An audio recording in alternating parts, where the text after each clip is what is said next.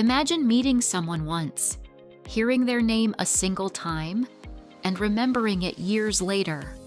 Or reading an entire chapter of a book and recalling the important details without constantly rereading the page. To most people, that sounds like a superpower. But for intelligence officers, investigators, and professional memory athletes, it's simply a skill, one that can be trained. The surprising part is that your brain isn't bad at remembering things. It's actually incredibly good at it. The problem is that most people have never learned how memory really works. They try to memorize information by repeating it over and over again. And while repetition helps, it's one of the least efficient ways to learn. The brain remembers information much better when it's meaningful, emotional, visual, or connected to something you already know. This is why certain memory techniques have been used by intelligence professionals, competitive memory champions, and researchers for decades. Today, we're going to explore some of the most effective ones and the science behind why they work. Your brain wasn't designed to memorize lists. Think about the last movie you watched. You probably remember the story, the characters, the ending. Now think about a random grocery list from last month. Chances are it's completely gone. Why? Because your brain evolved to remember experiences, not isolated facts. Stories create emotion. Emotion creates attention. And attention helps form stronger memories. When information feels disconnected or meaningless, your brain often decides it's not worth storing. That's why reading the same sentence 5 times usually doesn't help very much. Your brain isn't asking, how many times have I seen this? It's asking, why should I remember this?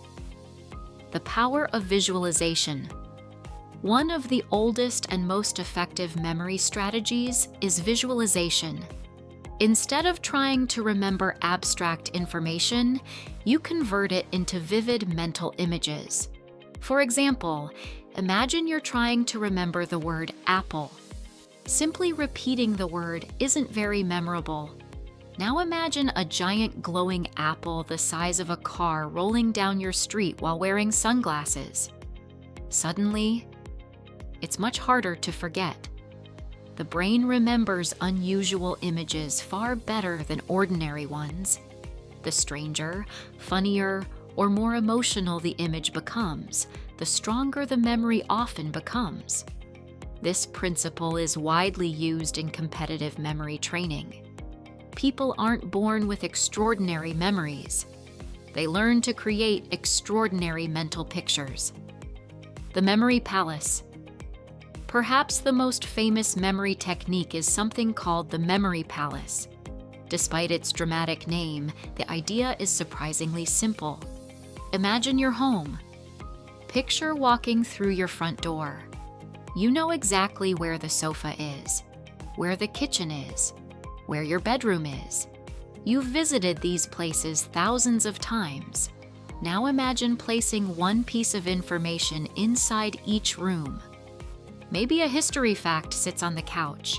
A vocabulary word is waiting in the kitchen. A mathematical formula hangs on your bedroom wall. Later, when you mentally walk through your house, those familiar locations help trigger the information you've attached to them.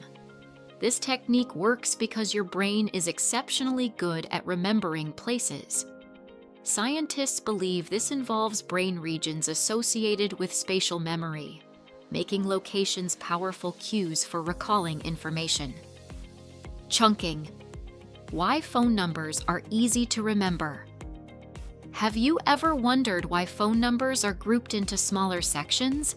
It's because your brain handles chunks of information much better than long strings of unrelated numbers. Imagine trying to remember this: 482716395. Now compare it with this: 482716395.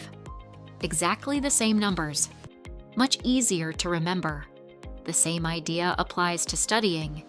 Instead of trying to memorize 50 separate facts, group related information together. Your brain naturally organizes information into meaningful patterns. The easier you make that organization, the easier recall becomes. The biggest learning mistake. Here's where most people go wrong. They believe learning happens while studying. Actually, much of learning happens while remembering. Every time you successfully recall information without looking at your notes, you strengthen the neural pathways associated with that memory. This is called active recall. Instead of rereading a chapter 5 times, close the book and ask yourself, what do I actually remember? You'll probably discover the gaps immediately.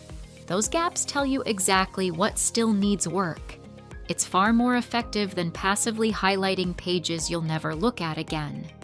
And there's one more technique that's even more powerful than active recall. Ironically, it involves forgetting. It sounds completely backwards. But one of the best ways to remember something is to allow yourself to almost forget it. This idea is known as spaced repetition, and it's one of the most well-researched learning techniques in cognitive science. Why forgetting is actually helpful. Most people study like this. They spend 3 straight hours reading the same chapter. By the end of the session, everything feels familiar. They leave feeling confident. Then 2 days later, they can barely remember half of it. The problem is that familiarity isn't the same as learning. When you reread something immediately, your brain recognizes it. But recognition is much easier than recall. Real learning happens when your brain has to work to retrieve the information. That's why spaced repetition is so effective. Instead of reviewing information over and over in one day, you review it at increasing intervals. Maybe 1 day later, then 3 days later, then 1 week later, then 2 weeks later.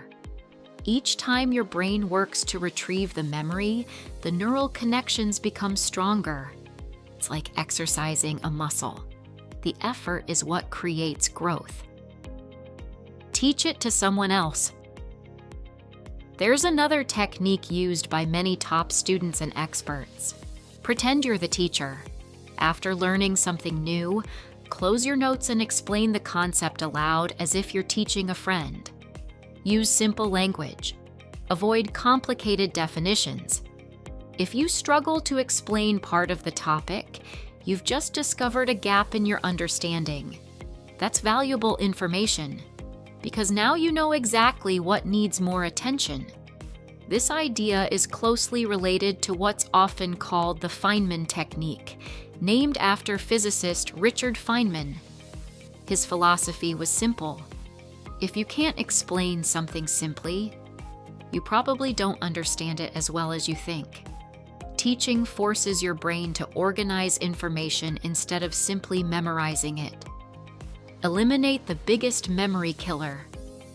You can learn every memory technique in the world, but if your attention keeps disappearing every few minutes, your brain never gets the chance to build strong memories.